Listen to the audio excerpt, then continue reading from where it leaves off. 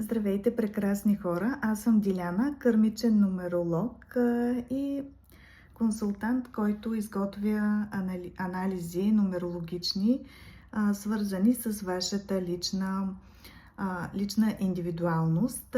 Това, което днес ще разгледаме, е красивото число 8. Това е кармично число, което е много интересно и дълбоко.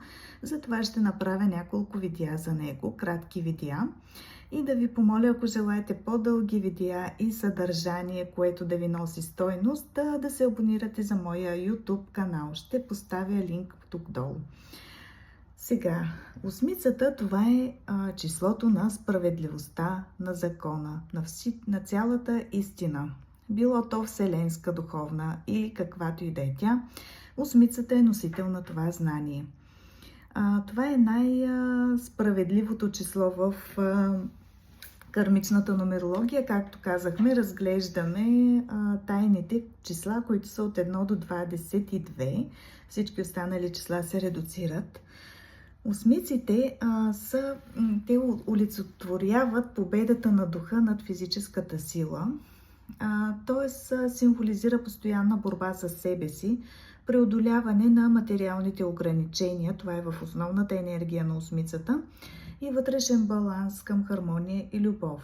Добре е осмиците да се научат да прощават както на себе си, така и на околните, и ви съветвам така от всички осмици да си правите такива пречистващи практики за прошка, за да се за да се освободите от вината, която е заложена поначало в този код, както гняв и агресия.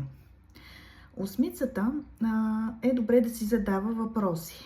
Защо се случва това с мен?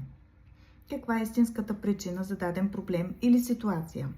И какво мога да направя днес, за да променя живота си в бъдеще?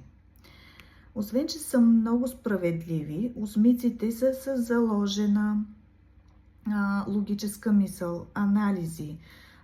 Т.е. те анализират съдбата, събитията, себе си, околните, абсолютно всичко. Те са много добри стратези, но основната им сила е справедливостта и истината. Те са привлечени от различни методи за личностно развитие и подобряване на себе си, но по-скоро тези, които са свързани с тайните кармични закони. Това, което е като положително проявление при тях, е, че се стараят да постъпват честно и обикновено изискват това и от околните хора. Те са смели, решителни и са защитници на по-слабите личности. Те е добре да изграждат доверие и стабилност и създават такова